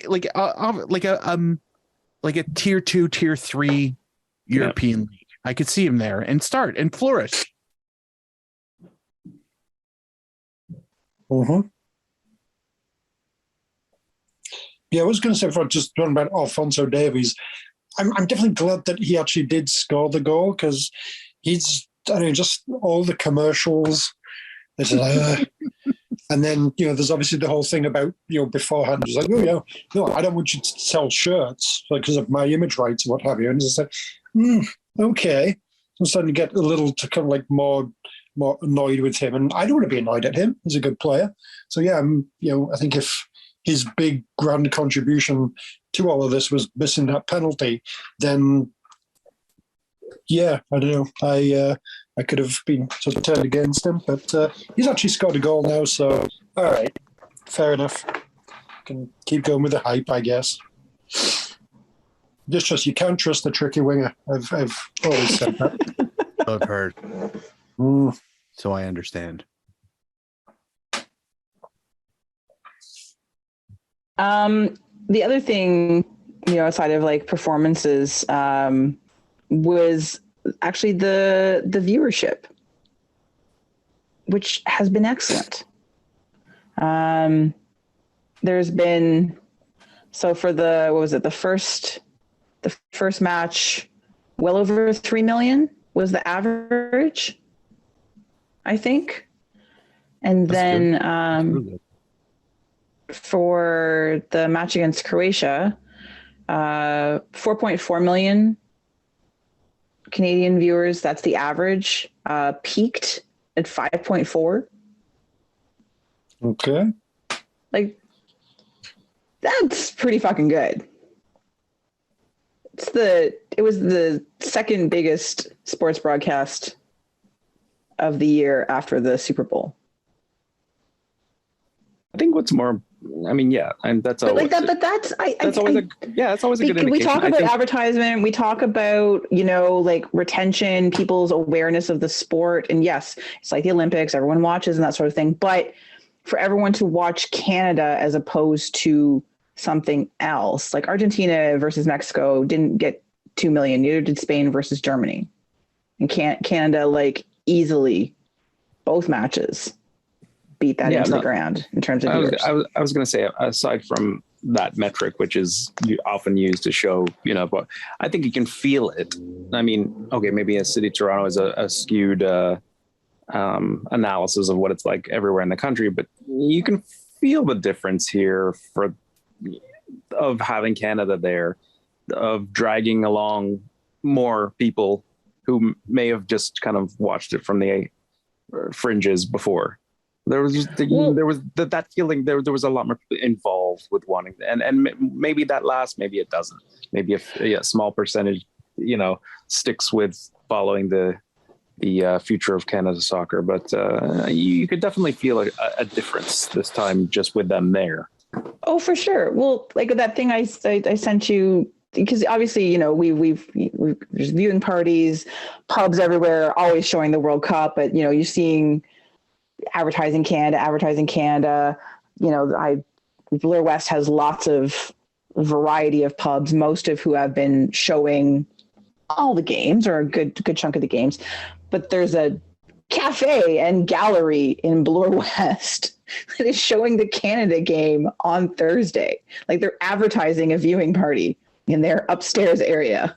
Like this is, I follow them on social media because I live in the neighborhood and I occasionally, go there for like a wrap or something. They're nice. They make nice stuff, but this was just a very unexpected thing. So similar to what you're saying, like where the interest and the support is coming from is popping up in really unexpected places. And that's kind of cool. Whatever gets, even like, I realize the idea is like, if we can get passing interest, that hopefully that converts somebody into a regular viewer, whether that's Canadian teams, men or women, like that just cements, like they were always kind of on the fringe. It's like, you know what, I need to be a part of this. The next exhibition game I'm going, the next qualifier I'm going, like they just become part of it. Mm-hmm. Also too, like, and I don't know if I'm optimistic enough for it to trickle down, but like, it just drives interest in the local game, whether that's MLS, CanPL, League One Ontario. Yeah, like just whatever, just go check out a game. Like, yes, like that kind of thing. And I don't think it will, because there's not a lot of, like, we're obviously like in our nice little footy bubble where we know a lot of the stuff and we know a lot of the teams and we understand what's happening and how it works. But the awareness of like how many people went to that and know that there's a thing called York United, or even if remember there was a thing called York 9. How many people know that there's something outside of the 3 teams that show up once a week on TSN during the summer and beyond that? And that's, I'm hoping that this can convert, even if it's 1% of them, just to become new fans of their local clubs. That is incredible. That's massive. That will make teams instead of break them. But I obviously want more than that. I don't know if this converts them to lifelong supporters of the domestic game, but what else we got except the hope, right? So I'm glad they're getting the numbers. I'm glad they're getting the TV numbers. I'm glad the bars are seeing value in it, but how do you, like, can that be sustained into something else? Can you swing that into, now this is the bar for Champions League games. This is now the bar for, we're going to having, like, whether it's just coming out to the bar once a week, like, how can you spin this into something that's not just this tournament this month? That's my concern, but I'm glad that people are on board now. I think that's part of the reason I kind of would like to see them get the win against Morocco, because there will maybe be a narrative if they leave with no points. It's like, 2 World Cups, no points, that kind of like cheap narrative that could affect, give it kind of a people like to follow successful things, right? Like, yeah, like sure. Italy. Yeah. But honestly, if anybody is listening to this and runs into a fucking asshole who says like, we've been to only 2 World Cups in 40 years and I only scored 1 goal. Italy hasn't been to the last 2. Just make sure everybody's checking that shit, because like, and I understand. I completely understand, because people seem to think like, like the success of 1986 somehow just skipped. It's not like that we made it for 90 or 94. Like, it's not that we only made 1 World Cup. It's like, it takes a fucking lot more than just being there. Like, just happen to be. You don't magically suddenly make it all the time now. Yeah, like for the context, for those of you who forgot this or don't know, Canada finished first because Mexico was hosting the fucking thing. And there was only 1 spot. So if Canada could only, like, if Canada was in a group with Mexico, do you think they were going to 86? No, they weren't. But we took a chance where we took our chances and made something of it. And that's how we got to 1. And we fucking ruled this one. We might rule the next one. like it's not that bandwagon stopped. That wasn't a fucking bandwagon. That was literally right place, right time. This is a fucking bandwagon. We didn't just eke our way through this like qualifying for it. We owned the fucking tournament, people. Owned it in our pockets. And we're putting more room on the wagon, so please join us. So to just for anybody who has to put up with assholes, are like, oh, this Canada team's like, they are young. We're gonna be at the next World Cup, by the way. I know we just get in because we're hosting it, but fuck it, who cares? Exactly, I don't fucking care. There's a chance that Italy won't be. Actually, that's not true. They're letting in way more fucking teams. So way more teams. we're gonna pity them and make sure they get in. But like that's just remember this. Just remember these arguments. Just remember keep these in your pocket. Well, we're not a soccer nation. Well, fucking Italy is, and they didn't make 2 of them. And I'm only using them because they are the prime example of the opposite of what Canada is right this minute. The opposite. Super successful, a lot of money in their league, a lot of money in their development, incredible talent, and fuck all to show for it in almost a decade. Just remember those facts and take that to them and say that the game constantly changes and evolves, and we are getting better, and we can fucking prove it. Trajectory. The number of players we have in high profile situations is growing at a rate that it's never been before. We haven't had a player at a big team ever. We got 1. We're probably going to have 2, and that might turn to 4. Set your watch to it, kids. It's going to fucking happen because it's happening. People need to get on this bandwagon. They have to understand how the bandwagon works and how the whole system works. This isn't a draft pick thing. You grow into it. We're going to grow into it. We are growing into it now. Don't get a draft pick? I'm just saying it's not fucking hockey, kids. That's all I'm saying. That's on top of all We've this. lost 2 games straight. We're not in the running for the first overall pick. No. Sorry about that. Yeah. Like, keep the snake draft. We're not. No, anyway. So we were going to get Mbappe. Oh man, we talk about carrying the momentum and like staying on this and how, you know, like, so yeah, Canada's gonna be out of the World Cup. Still a whole other World Cup to keep watching if you as you should, because it's the World Cup and you like football. But for, you know, find your local team, find your local matches, but keep paying attention to this squad. The Gold Cup is coming. The Gold Cup is this summer. Like, it's not that far away, and the Gold Cup is a big deal. TSN wanted you to pick a new team right away. Yeah, fuck oh my TSN, God. by the way. God, they got us so rightfully dragged for that. It was delightful. Fucking assholes. Like, Well, what? it was like a couple of hours after the match. So who you got? So Like, let bad. the body get cold, will you? Well, Jesus. just wait till the group stage is over, you fucks, and then ask. Like, God. Anti-social media, for Christ's But sake. the other thing to remember, so, you know, Gold Cup is coming. That's next summer. But the Women's World Cup is next summer. And again, and I will always say this, up until recently, the women are what have sustained this program. The CSA, money in the coffers, you know, promotion around the world. They have been the ones who have been successful, and for many, many years, butts in the seats. No one was going to men's matches until, you know, oh, they're winning things now, you know, and I get it. Winning equates attendance for most sports. I totally get that. But throw some of this enthusiasm and love for the game. If you're new to this, throw it towards the women, the ones who won gold at the fucking Olympics, the ones who have 2 bronze medals. When was the last time the men were at the Olympics? Right. 76? So, like, Montreal. decades, Yeah. right? Like, they can't even, they can barely make it to qualifying.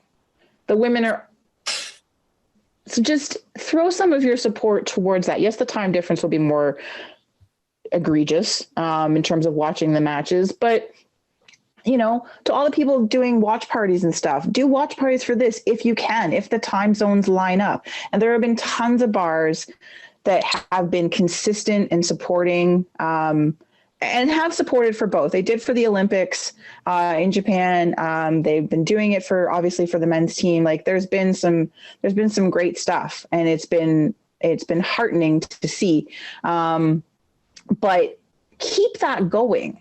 Don't just throw it just to the men. Yes, obviously we want, you know, the women still don't have a domestic league or any national, you know, local teams to play in outside of provincial leagues, right? We need that as well. So just support your teams. Keep supporting them. It's great. It's fun. Like, watch, look, they do things. They qualify for shit. They go to big tournaments.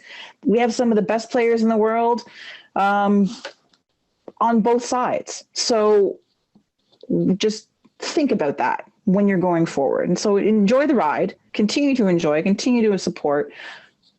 Just don't limit your support, because why should you? You limit your enjoyment.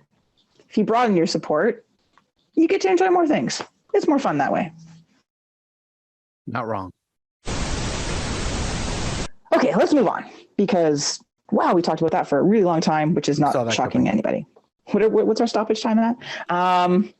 All right, hour 15. Beautiful. We're gonna do a brief, she says, stopover in non World Cup related stuff, and this is the TFC CanPL quick things. So she says quickly, Matt Hedges being courted heavily by the looks of it by MLSE, former defender of the year, stalwart for FC Dallas, was actually shocked when they didn't pick up his contract. Thoughts? Is he the MLS veteran player a la Drew Moore, a la Justin Morrow that we've been talking about TFC needing, or is he just too old?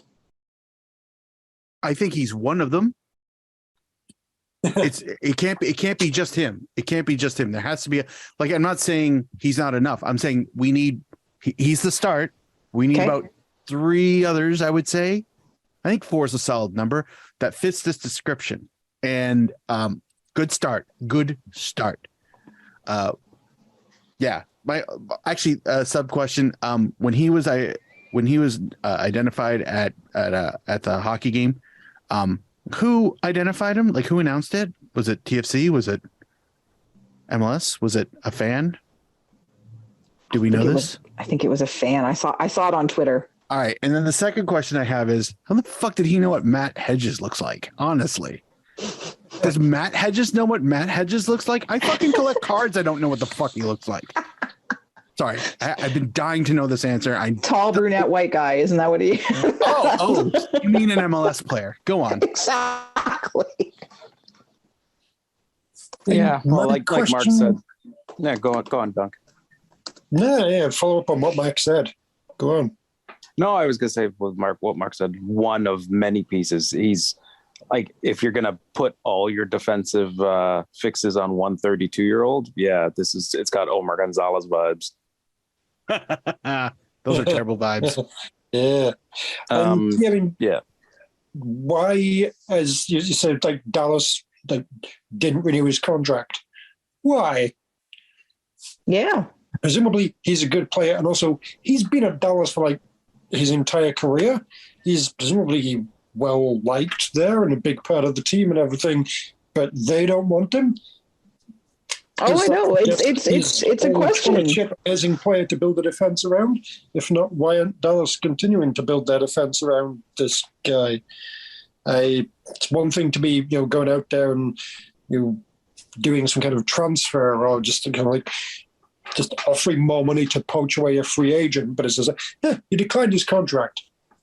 Okay, that suggests there's a reason. Aiming for a guy like him, I don't know. Is it a hint of their philosophy of what they're trying to build? Like, are they thinking, oh, well, we have to maximize the, Insigne years right now and then do what we did, when we had Seba? Like, the 32 is not building a plan for the 5 years. It's like, we're going for it. And is that the philosophy right now? And I don't know. I don't know if that's the right philosophy for TFC. To me, it's a team that needs a foundation, that can last a little while. I know MLS is a league where you just can bounce from championship to bottom of the league year after year, but I don't know. It's interesting. It goes right back to what Mark said. If he's an option, he's just got to be one of many, and hopefully the other pieces are maybe have a few more years in them than 32-year-old. Well, then do I have some news for you? Oh, well, go on. What youngsters headed this way? Well, we really like creativity in the midfield, and certainly yes. TFC needed a little bit more of that this last season. Service wasn't quite what we were looking for, and just we with Osorio injured and stuff, we need some balance, right? We need a midfield maestro, perhaps. Mhm. Oh, All right. Oh. This is a good selling point. Someone like a Victor Vasquez would be good. what do you think about obviously much Spanish younger. midfielders, right? Like they've had some success. We definitely liked them in the past. Yeah. Yeah. Someone like that, but obviously younger. How about exactly like that? How about who's that? Vasquez himself? All Why? 35 years of him. What? Interesting. So, well, not official yet because no pen has been put to paper on a contract. TFC did select midfielder Victor Vasquez in stage 2 of the MLS reentry draft last week. So they have to make him a realistic offer by, I don't know what the date is, but So Vasquez, who had 5 goals and 11 assists over the last 2 seasons with the Galaxy, 57 appearances. I don't know how many of those were starts. I didn't look that deeply. I'm just reading the press release. Obviously, he was beloved when he was here, and he was a massive difference maker when he arrived. Like when Bez said they found someone, with the keys to unlock that, we were skeptical at first, but not for very long. He was tremendous, and it was a kick in the teeth when he left. Yes, it was. That hurt. And and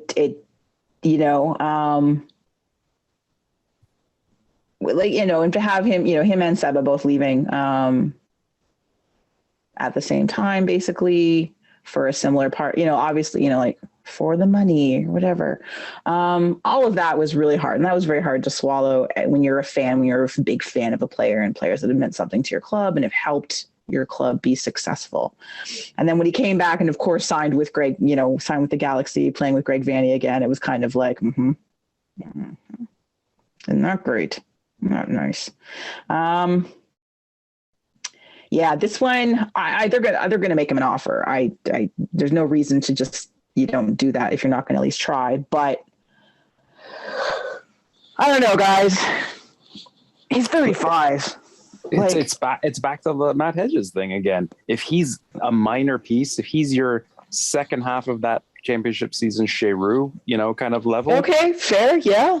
Cool, but that better be the tip of the iceberg. Yeah. I have a lot of time for players who've done us well coming back. Okay. Yes, Duncan, this is a Dero reference. I have time and patience for that. Yeah, I know. I have time and patience because even if it's just for a stupid victory lap, I'm okay with it. I genuinely am okay with it. I don't expect him to resume the levels of godlike play that he did in 2017, 2018. I will happily take a modest fraction of that, and if he can contribute to that level as a substitute, he doesn't have to. I'd be great if he could play 90 minutes well. If he gives us 35, 40, I'm okay with that too, because we need depth and experience, and he would check both of those boxes. Yeah. I'm okay. Like I said, I'm super okay with it. I hope he can slot in because it seems like the midfield is a bit congested, but again, depth piece, as long as we're not telling everyone he's a starter. Okay. Cause don't lie to me. Don't lie to me and say oh yeah, he's going to be playing right up there with Bradley and it's sorry. Oh God, no. I'm glad he's back, but he's not a starter. Let's not pretend he's a starter. Let's temper expectations, I think is what I'm going in for. So yeah, he could very well work out as a guy on the bench for the last 20 or 30 minutes if plan A isn't working out. and you need something a bit different, yeah, let's try this guy for, that if he comes on for 20, 30 minutes, like every other game, sure. If he's paid at a reasonable level to be doing that, then, why not? I mean, this guy was at Barcelona, let's not forget. Yes, this is true. Barcelona. We're talking about what he did at Toronto or what at LA or blah, blah, blah, blah. He was at Barcelona. Let's not forget. Well, that makes all the difference. Sign him up. He's friends with Messi. What? Wow. Yes. Soon to be Inter Miami's Messi? That same one. Maybe he'll convince him to come here. Now you're talking. Cool. There we go. Oh, the plan. That's the plan, guys. We figured out the secret plan. Yes. We're gonna be rich from our season's tickets. Yeah, I'm implying exactly what you think I'm saying. So fucking rich. Oh my Maybe god. he'll actually play here too. That's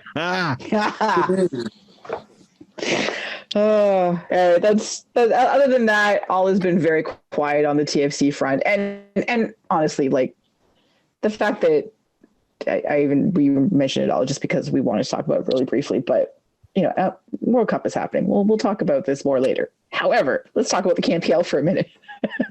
Because there's two things we need to talk about. There's probably more, but there's two things that I want to talk about. So therefore, we're going to talk about them. One of them is sad. One of them is funny. We're going to start with funny because it's how I wrote the rundown without thinking. So leagues, teams, we talk about sponsors a lot, and we don't really like them for the most part, even with an understanding that it helps to pay for shit. And there is always odd sponsorship deals. And like there's official food delivery service partnerships and official, I don't know, is there an official pizza? There's probably an official pizza. And ad copy is always written, they always announce it very breathlessly. Oh, this is the official blah, blah, blah. But this one, I don't know why I think it's so funny. But I do. And Maple Lodge Farms has been named the official, and it's just how they word it, the official food protein partner in a new multi-year deal. What does that mean? It means we still have space for a drink protein partner, Kristen. Is that what that means? I don't know. I'm a little worried. Like, where else are you getting your protein if not from food? I don't know. There's all kinds. An injectable one is surely on the cards. Is there like a protein cream or something? Yeah, like some kind of protein suppository. Suppositories, yep. I was just about to say, yeah. I do like the idea that they were all sitting around, the marketing heads were writing it up. It's like, okay, so we're going to tell everybody that, let's see, CanPL is proud to announce that Maple Lodge Farms is the official chicken and turkey sponsor of. Exactly. That sounds stupid. Yeah. Let's just, what do they both have in common? The official edible fowl of the Premier League, and they somehow distilled it down to protein. And I'm like, that is fucking gloriously shit too. The lunch meat partner. It's just so bad. I want to be the unofficial protein partner of the CanPL. Yeah. Food protein partner, Mark. Food protein partner. Yeah, just tough luck, Soylent Green. Yeah. I'm in the pocket of big soy now, fuckers. Oh, it just, and I, like Maple Lodge Farms, they're a big company, and they're, whatever they produce, they're massive, they're family owned, but they're agribusiness, right? They're Canadian agribusiness, poultry, and regardless of what you think of that, and again, it's for. I'm wondering if all this time Vienna wieners were actually food protein suppositories. Oh, that adds up. That totally adds up. Maybe that's why they had that like watery brine can. It was a lubricant all this time. Yeah, makes sense. Yeah, I don't know. I feel like there's so much more flexibility with this whole protein thing. But I don't know where it goes. Like, I don't know what it's with this title, does that leave room for some beef conglomerate to just show up and Botswana Meat Commission. Oh, finally, Botswana's had its time. It's now. The time is now for the Botswana Meat Commission to sponsor the official meat commission of the Canadian Premier League. And someone gets to be named the meat commissioner too. Oh yes. Oh my God. I want to apply for the meat commissioner. Yeah. Jim Brennan surely needs a job.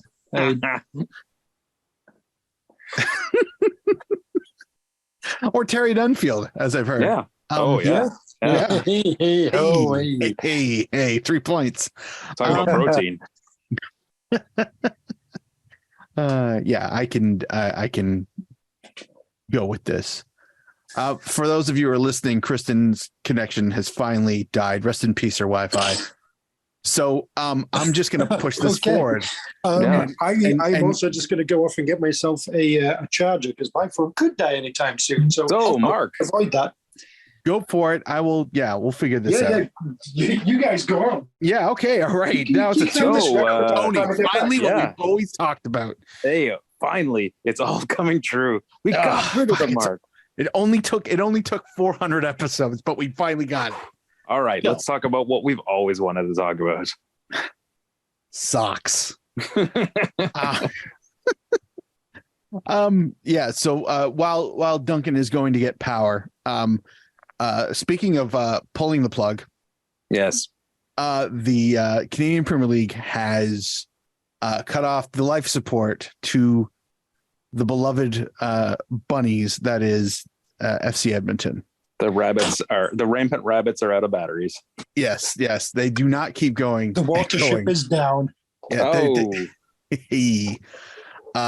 so this effectively leaves the KNPL at 8 teams, which probably has something to do with the balanced schedule. I had to suspect, but they wrote a very nice eulogy, thanking the Fath brothers for all of their commitment to Edmonton and yada yada yada, blah blah blah. We're looking to replace them at some point in time in the future. Plus,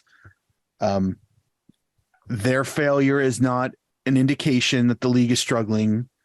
If anything, if you've done any research on it, it's more that they were sick and tired of the misdirection apparently that they were given when they signed up for this.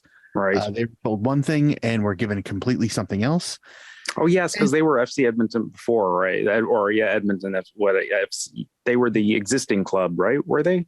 Yeah, they were. Yeah. Yes, exactly. They were in whatever in the NASL. Yeah, right. Exactly. So that was the same narrative as along with Ottawa Fury and when they didn't join.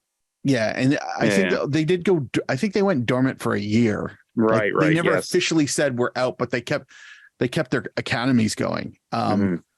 But as I understand, one of the big things that kind of led to their distaste of the Canadian Premier League was the fact that they had sunk a fair amount of money into their own production of their games, such that they would broadcast their own. They hired a media crew, studio, the whole shooting match, and signing up for it, that investment was proven to be, you basically flushed that money down the toilet because Media Pro. They were, the deal with Media Pro basically subverted all of their plans and workings towards the club. So were they just being spiteful for the last few years?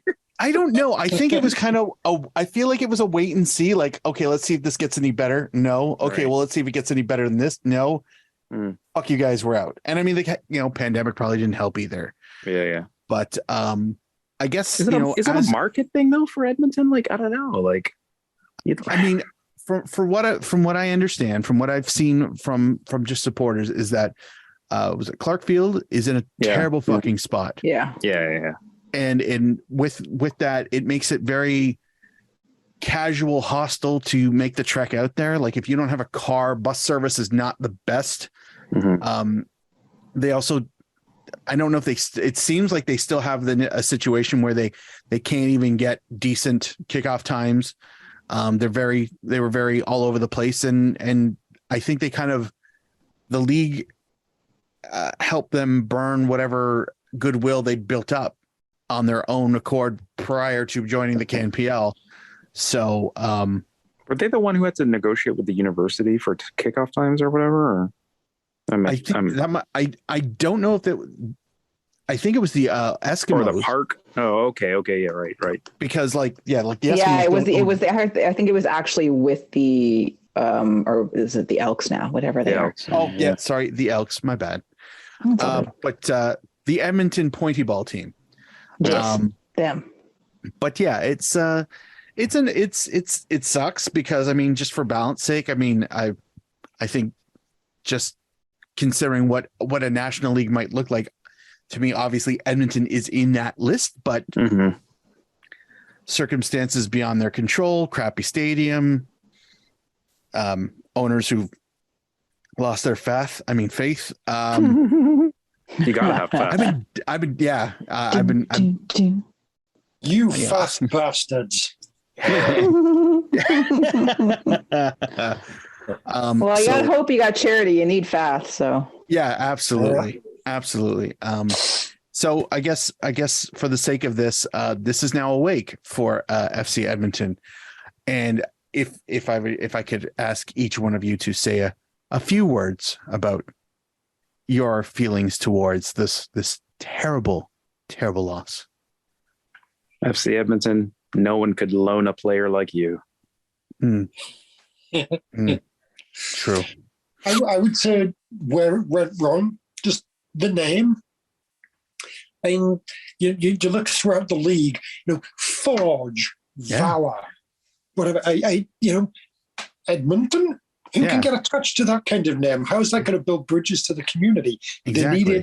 They needed a good CPL type name. Yeah. I would suggest, Edmonton, City of Champions, just Champions FC. Champions Town. Champions FC. That's like the ultimate heel team that everyone hates. Oh yeah.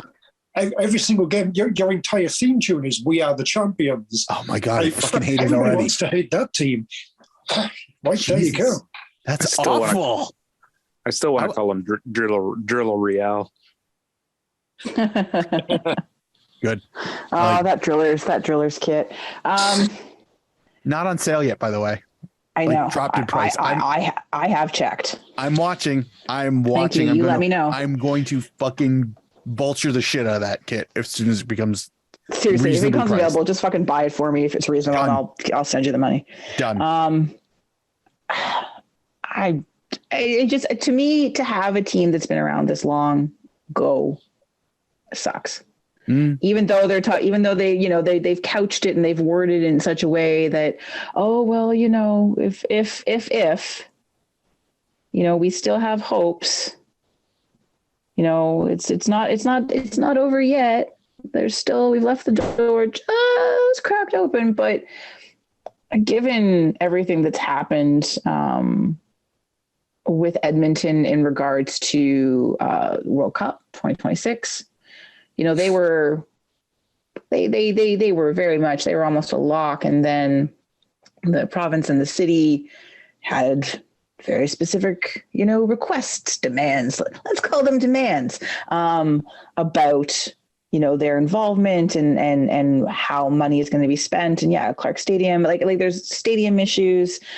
The understanding is, if they come back, they have to get a new stadium, and that's probably not going to happen. But it's just, to me, it's just difficult to see a team that has this kind of history just go. And I'm sad. I'm sad to see them go. I know they struggled pretty much from the outset, but I liked them when they played in the States. I thought it was great. It was kind of cool having them there. And that may have been their downfall, leaving the NASL or the USL or both. But I'm just sad to see them go. Yeah, Yes. I feel like, to the previous point, that they should have been called FC Endurance. That's a really good name. There's obviously worse names that you can't draw, so that's just my holder, because it was going for the E thing, right? I mean, there's an energy somewhere in the States, so like you can't copy them. God, who would want to take a copy a terrible ass name? Yeah, I mean, I actually feel for the Fath brothers. Not that I often feel for millionaires and billionaires, but I kind of feel like they gave this thing as much of a chance as it deserved, given that whatever promises or concessions that were made for them to enter the league, obviously I wouldn't say that they weren't enough, that they changed. And when you have an idea of how this is going to run, and you also have a recipe of success that they've had to running it, and the league has its own ideas which would undo your progress and your planning, And your academy, why would you even, like, at some point in time you just go, what the fuck are we doing? And that's kind of what it felt like, because all of a sudden it was, they pieced out last off season, and the league propped it up thinking that maybe we'll find a buyer, but like it was already in a bad situation. I kind of feel like the Faths had done a pretty good job of making it a good situation prior to the KMPL, but forces working against them, COVID, blockchain, whatever, led them to this point, and they'll be missed, mostly because I really, really, really appreciated that they embraced the rabbit thing. They didn't. Yes, that was great. It was the only nugget of sincerity in the entire league's branding. Here's a thing that the fans have glommed onto, and we're going to make it a part of ours in this rebrand of the club. And it feels like it was the only one that they actually listened to supporters when it came to naming these fucking things. So it's sad that one kernel of sincerity has been removed from the branding. So we hardly got to know you and really hate the you. Eddies. We salute you, the CPO's Tampa Bay Mutiny. Nice. Yes. All right. Well, what's coming up? Well, what's coming up is more World Cup, and still going on. It is still going on. I know. Well, Canada still has another match to play, so it's going on for at least a few more days. Now, when we talked about the World Cup in our last show, we were doing like predictions out the groups. We didn't really make any grand predictions, which is kind of unlike us. So we're going to do that. But first, we're going to talk about Canada versus Morocco, which is Thursday morning, 10 a.m. Eastern time, 8 a.m. Pacific time. Still get up, have a leisurely breakfast, or have breakfast and watch the game. Should be all right. I still have the day off, so I'm not wasting it. There you go. Have brunch. It's lovely. Still have the rest of the day. It's fine. Morocco has been surprising to some of us anyway. Resilient, shall we say, so far. Good, in fact. And many of us, myself included, had gone into this thinking that Morocco was like the easy game. The one that if they were going to win, this was the one they were going to win. They should definitely get a result out of this game. Now, I think all of us are shell-shocked.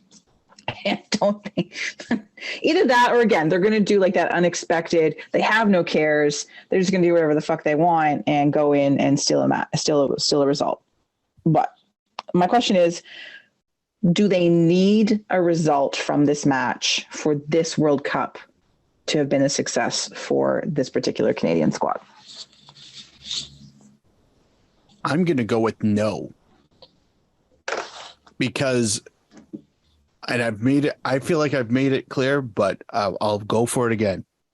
As long as we can do a World Cup and score a goal or get a point, we will have exceeded our previous efforts. And I know that's a super fucking low bar, but that's honestly all it needed to be. Just do better than the ghosts of 86. And no disrespect to those players. I mean, shit, the fact that we've even made it at all is an accomplishment in itself, regardless of circumstances. But they made it. They haven't embarrassed me. I don't care what anyone says. That 4-1 scoreline, at 3-1, it didn't look like Canada was playing like they were scared. They were still going at him. Yeah. That brought me so much footballing pride. You have no idea. I was just absolutely glowing with, I can't believe these guys are still fucking swinging against Croatia, where it's clear they're not coming back. They are not going down. And I am not embarrassed at all by any of this. Not a thing. I'm not embarrassed by anybody's performance. I'm not embarrassed by the team as a whole. I'm not embarrassed by a single player. This has been a success at 1 goal and 0 points. I would love more, but this trip has been, the only thing that would have made this World Cup better is if it was not in Qatar. That's about it. I'm thrilled.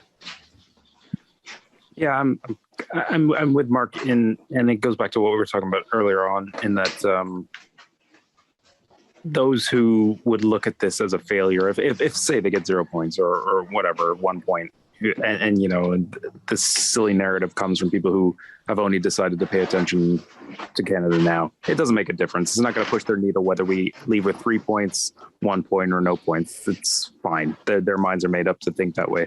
So who cares? The people who have followed the team for an extended period of time know the difficulty of getting out of qualification. The amazing thing for any team, really, to make the World Cup.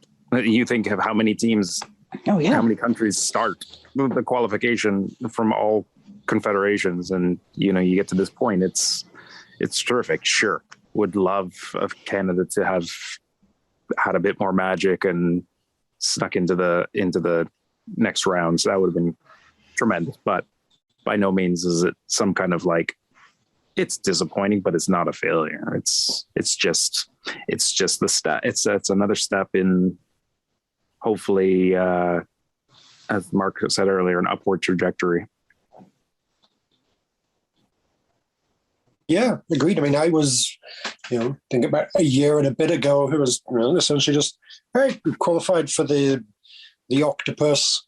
Yeah. That's going to be a great experience. I have zero expectation they're going to make it out of that, but that's going to be like 14 important, difficult games. That's going to be great experience for the future and blah, blah, blah, blah, blah. And they actually went and fucking won that thing. Exactly. And they said the World Cup can be right, well, it's only 3 games rather than 14, but okay, this is going to be great experience for the future, learning, blah, blah, blah, blah, blah. So, they were, ahead of where I would have realistically expected them to be just by qualifying. And, they, as you said, Mike, they have not embarrassed themselves. They put in a really fucking good performance against Belgium and, scored a goal. Croatia was went, okay, yeah, now you can actually kind of see the gap, but, fair enough. That's the World Cup. You can come against good teams. So, even if they were to finish with sort of 0 points, it'd be, a bit disappointing, but yeah, that's still fine. Yeah. Still, this whole sort of qualifying cycle getting to this point is it's successful. Yeah, I agree completely with all three of you. Yeah, again, we before qualifications, we were just like, maybe they'll sneak the fourth, maybe, we were. Yeah, we had hopefully no don't lose Haiti. Hopefully don't lose to Haiti. And right? Like, exactly. Like, we were so worried about that. And we had no expectation. We knew that this squad, we knew that this was all being built towards 2026. Like, that was the whole thing. Everything was looking in that direction. And then they fucking won the qualification. Like, this is amazing. And I think, Duncan, what you said about, we didn't talk about like, oh, great experience with the Octagon. But the experience at the World Cup, we keep talking about the level of teams they're playing and how, like the difference in the talent level, just the difference in the ability, the class between Canada and Croatia within that match. But again, like, what fucking amazing experience, because so many of these players, certainly not all of them, but so many of these players should still be on this squad in 4 years, 3.5 years, because this is at its core a young squad. And that is the great thing. So they are getting this amazing experience, not embarrassing themselves. Like, yeah, they got outclassed. They got beat by Croatia, but Mark, you said they didn't drop their heads. They kept fighting. Was Herdman outcoached? Absolutely. But that happens. Something for him to learn. But there's so many things. That game against Belgium, Canadian fans can hold their heads up high. And I'm just happy. I'm not looking for a participation medal, but I'm just fucking happy that they've done this and they've done it looking good. And they should continue to be in a conversation for people who watch global football, not just their local football. I think you'll see people looking for the Canadian players on squads now, or at least recognizing, oh, wait, I saw that guy play in the World Cup. Because, we all do that every year. Mark, you were talking about standout players when we were talking about Tajon Buchanan, but we all find like that player from this country or from that country or like 2 or 3. And then suddenly you pay attention to their league or you start watching their team because, oh, that's that guy that we may have had a vague awareness of, or maybe never did because we've never watched his league or watched his team. But now, remember this guy? Oh yeah, he was so good. So I feel like we're going to see that. And I hope we're going to see that. We're going to see a little more acknowledgement. You've got a Canadian on your team. That's not a detriment. They just went to the fucking World Cup, that's a cool thing. So no, I agree. I hope they get a result because to me, that would be cherry on top. Be just nice to go home with a point. But even if not, I just hope they put in a good performance. I hope they have a good match. And that nobody gets hurt. Nobody get hurt. Because you all still have club play coming up and there's a Gold Cup to think about. And I would love it if they won the Gold Cup this next year. Oh, that would be sweet. That would be speaking of club play, it was pretty funny. We made hay of finally of not being able to go to the World Cup with a member of Unattached FC. Lucas Cavallini, but yes. Watching the Portugal match earlier and seeing Ronaldo come up with Unattached was fantastic. Oh God, that's right. Another member of Unattached FC. Big signing. Big signing, yeah. He's going to bring in a lot of sponsors and eyeballs and all that. Oh yeah. I want him to suffer so much. Anyway, Lucas Cavallini, how rude. I know. All right, gentlemen, predictions for Canada's match against Morocco on Thursday. Wow,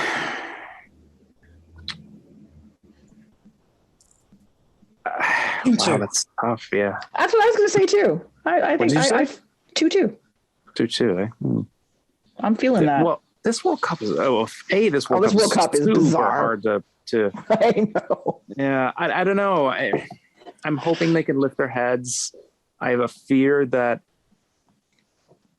not having anything competitive to go for and Morocco really having something to play for might be a tough mixture. But yeah, maybe 1-1. There you go.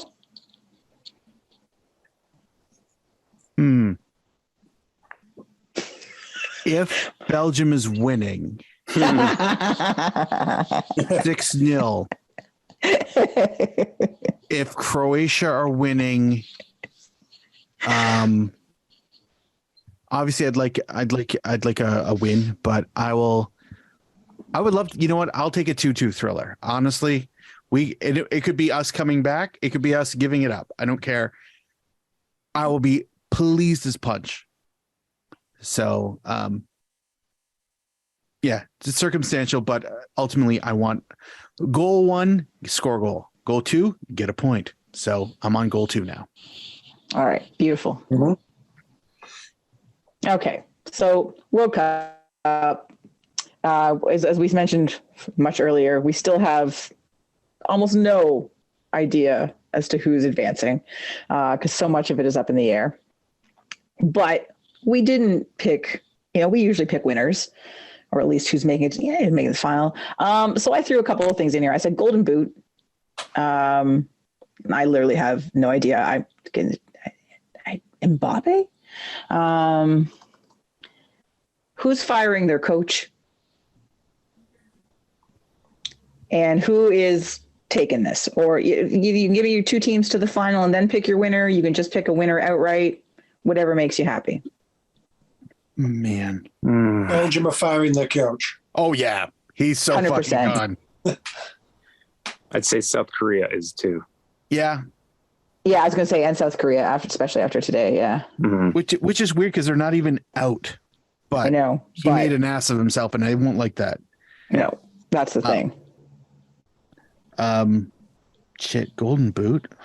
Yeah, I like Mbappe. I just think there's a good probability of them continuing to play and him continuing to score. Oh, yeah. That's the dirty secret with these pool. Like if you're doing like a player pool for World Cup, Yeah. you don't necessarily pick good players. You pick players that are going to keep playing. Yeah. Doesn't matter if they're just journeyman midfielders for Germany. Just you pick them because they're going to get you points. Yeah, Mbappe. Yeah, that's pretty solid. But like I said, I'm just quickly looking up and was Enner Valencia's got he's on 3, I think. Oh, Yeah. he is, isn't he? But But he got hurt. Yeah. Didn't he get hurt? Yeah. Yes. Yeah. So that might be his Golden Boot. Right in the ass. Yeah. Let's see. Firing coach. Oh, we're doing the winners. Are we on winners yet? Sure. I feel Brazil. Really? You said that so sadly. Well, I don't. I'm not. No. I've never been a big Brazil fan. Like, No, they're annoying. I knew it's. Oh God, how could you say that? But it's like, and I always prefer not the obvious, but yeah, I don't know. Kind of seems leaning that way, and they always do well when the cup is not held in Europe. So it's uninspired, but it's. I don't know. No one else is. France. I was going to say, not France? Well, yeah, it could be France, Brazil again. That kind of look for a final. Yeah. Well, since the team that I actually picked in a pool could get eliminated unless, of course, they start beating Croatia, in which case Canada tanks. Yeah, I had Belgium to win this whole thing, and then they started playing, and then I regretted every moment of it. I'm going to go with France Netherlands final. Yeah, I don't even know if that's possible, but I'm going to go with that because I'm crazy. I'm broken. No, but that's the thing. We don't know if anything's possible right now because there's so much that's going to shift around. So after 2 games are the only 2 teams that convinces me that they could do it. Like Brazil's fine. I know Brazil's got their 2 wins as well, and so is Portugal, but I'm not fully convinced they can go the distance. The Dutch, their last game is against Qatar, so that's tough. I rolled my eyes. Did it pick it up? Yeah, like that. I know they're on a win and a draw, but that's going to change to 7 points real soon. By tomorrow, as of a day of recording. So yeah, that's France to win. They'll face the shiny orange team and all their shiny glory. Yeah, I know. Mbappe is a very good shout for the Golden Boot. Really, I think like France look as if they're going to keep winning. Aside from that, it's probably going to be some kind of like annoying team that just never really looks impressive, but just kind of somehow manages to keep winning. And maybe Argentina. Germany perhaps. Maybe Germany will go fucking full Krug and somehow make it to the final. Full Krug. Full Krug. Yeah. But yeah, Mbappe for the Golden Boot. France to nearly win, but not win. Maybe Spain. Fuck it, let's go Spain. They always kind of look as if they're quite good, but can they actually score goals? Apparently they can this year. So fuck it, Spain. Yeah, I went back and forth between Spain and France. I think even with their sort of shaky form so far, but I think they're about to write their. I think it's going to be Argentina. And man, do I think France or do I think Spain? Like, I like Spain better. I just think France has played together longer. You know what? I'm going to say Argentina, France. I'm going to say Argentina's going to win this bitch. Ooh. I've just changed my mind. I was going with a European team, and nope, I'm going for sentiment. Argentina. Wow. I know. Sentiment. Wow. Sentiment, like you want Argentina to win. Yeah, I know. Wow. I know. I want Messi to win. I don't care about Argentina. But. Is this either you're a big like Angel Di Maria fan or something? Or? Well, although he has been delightful. Like, what a good match he had. He's just fun to watch. Don't necessarily like him, but his play is wonderful. No, it's probably going to be France. Okay. Well, that's our show. That's, all this stoppage time. Wow, that was much longer than I thought it was going to be. Thank you for listening. If you stayed this long, and I'm assuming you did, please join us next week when we talk about more World Cup. That's basically it. Something else will probably happen. Maybe TFC will do something. Who knows? Maybe the Sebastian Giovinco saga will finally come to an end. But he's got to love the fact that we're restarting Vasquez. Well, I figure, maybe trying to. Exactly. Yeah. His agent's got to be like, huh? Bill is so annoyed. Bill is so annoyed that his manager keeps calling him that he went outside. That's what I'm choosing to believe, and I think that's amazing. I think you're not wrong. But yes, we'll be back to recap Canada's entire journey at the World Cup and discuss how our picks are doing coming out of the group stage as the sheer terror and delight of the elimination, the knockout rounds, which are so much fun. They really are, because it's just that next level of, it's great. All right. Have been joined by, as per usual, the entire Vocal Minority Podcast panel, to be found out there on the Twitters at Duncan D. Fletcher, Mr. Duncan Fletcher. Thank you. I'd like to thank you for keeping this going as a two-man show for a minute or so there. Well done. On the tweet machines at Malarkey. What? Yorkies represent. Yes. On the tweet machine at Malarkey FC, Mr. Tony Walsh. It was a great 2 minutes, gotta say.